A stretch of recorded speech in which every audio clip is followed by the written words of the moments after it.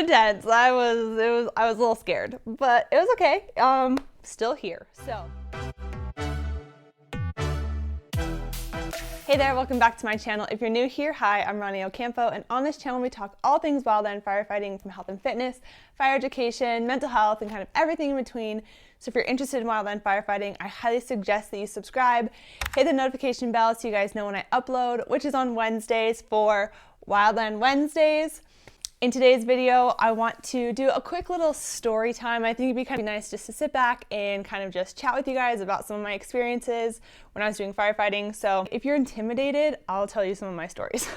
So my very first fire was a quarter of an acre, if that. It was on the side of the road. It was lit by like a cigarette, I think. So it was really small, and I was like, okay, like I can do this. I was just like dipping my toes. And I was just like, okay, this is not that bad. My second fire was, I'm glad I had the experience I did for my second fire. So it was a running fire. It was wind driven. So I remember the flames being, I don't even know the length, but they were very long, and it was so hot. It was in cheatgrass. So there's a mountain, and then there's cheatgrass. The wind is driving it, so it is hauling ass. The flames were like fuchsia pink. I remember that. And I was just like, oh my gosh. And they were like, hey, your engine is going to go to the front of the fire and attempt to do structure protection. This is my second fire. So I'm like, oh my God. I was so nervous and so scared. So we get out there, and my engine boss is like, when I tell you to get in the truck, get in the effing truck. Of course, he didn't say effing, he bleeped. But, anyway, so I was just like, okay. So it's me and this other kid, and we're rookies. So of course I'm gonna listen to everything my engine boss says, because he knows this. Me and this other kid, we're brand new. So we're out doing structure protection on this house. There are sheep and horses everywhere. There's these huge propane tanks. This is out in the middle of nowhere. So there's one huge propane tank, and then they have like 3 little ones by the house. So they try and like wrangle the animals into their pasture and shut the gate. We're attempting to do this like tiny little wet line around the house. Looking back on it now, I'm like, what in the world? What were we doing? But so we're out there just like trying to do like a little wet line around the house. And there was tons of hay bales in the back. So there's hay and straw, these huge piles everywhere. We weren't out there for too long, like doing our wet line, and he's all, get in the effing truck. And I was like, oh my God. So I'm like trying to hurry and hook the hoses up and like get in the truck. And we were rolling up the windows. Flames are starting to come over our truck. This is how close it is. This is how long we like waited, or at least how fast the fire was coming. And it goes pitch black. So he is like trying to drive through the dark into the pasture with the animals.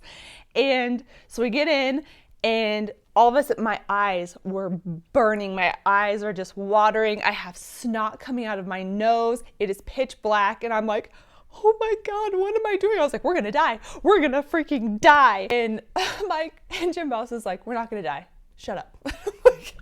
Okay. Rookie year, okay. The flame front passes, and all the animals are safe. We're good to go. The smoke clears. We get out. The hay bales in the back, they were all on fire still, so we had to like spread that out. The propane tanks that I was worried about, the flames didn't even get close to those, so that was fine. And the animals were all fine, so everything was fine. It was great. So success. We saved the structure. You know, as much as I would like to say we did it, I don't know if it was actually us or if the fire just kind of scooted around it. I don't even know. But anyways, that was my first experience for my first fire, and it was phenomenal. I'm glad I had that experience. So if you don't think that you can do it, you totally can. Like, you can do firefighting, trust me. I highly suggest you still apply and at least do one season, because you will gain so much knowledge. You'll meet so many people. It will be such a good experience. And then if you absolutely ended up hating it, you never have to do it again. Something else that I was kind of known for, we were at I think I was just at fire camp, to be honest. Like I haven't even been on a fire yet. We were just doing the camp portion where you learn how to do everything before your fire season actually starts. Of course, they were just like messing with the rookies. So they were like, hey, I'll give you $50 to eat this can of sardines. And I was like, oh, disgusting. No. And it's all 75. And I was like, no, I am not going to do that. That's disgusting. And he's all $100. I will give you $100 to eat this can of sardines. And I was like, okay. So I got $100 for eating a can of sardines. It's the most disgusting thing I've ever done, but worth it. Also, there was the big Bambi buckets. I think it was the Bambi buckets. I don't know, the big orange pool bucket. It wasn't the Bambi bucket that actually like attaches to the helicopter. It was just like a pond. So I'm not real sure what that's called, but like where they can go and drop the Bambi buckets in and refill, a refill station probably. Anyways, so they had that pool of water. So it is freezing. So mind you, this is in March, April. So we're in the mountains and it's freezing. And they're like, I'll give you, I can't even remember how much it was. They were like, I'll give you so much money to go hop into the pool. And I was like, no, I never actually did it, but I kind of wish I did now. If it was a hot summer day, yes, but it was freezing. It was like morning time. No, thank you. I'm good.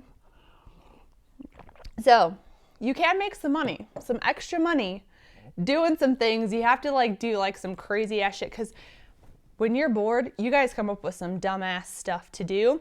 Very simplistic, like throwing a stick and who gets it closest to the actual item on the ground wins. It's just stuff like that. So just know you can make some money doing some of that stuff. So get creative, have some fun with it. If you guys have any fun, interesting stories, like I don't know how you can put that in the comments because that'd be like a really long comment, but I would love to hear some of your guys' experiences. I love listening to stories. Some people have some of the greatest stories. Hopefully you guys like this story time. It was really fun for me, just kind of reminisce back on some of my seasons. So if you guys are interested in more story times, let me know. I'm sure I can come up with a few more stories.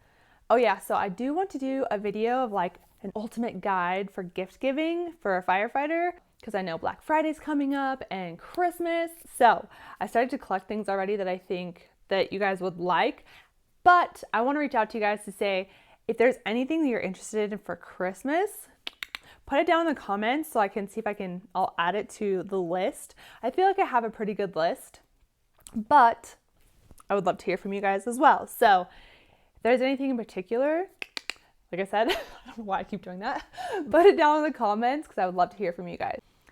And be prepared for that video coming in the future. Thanksgiving, like breakfast.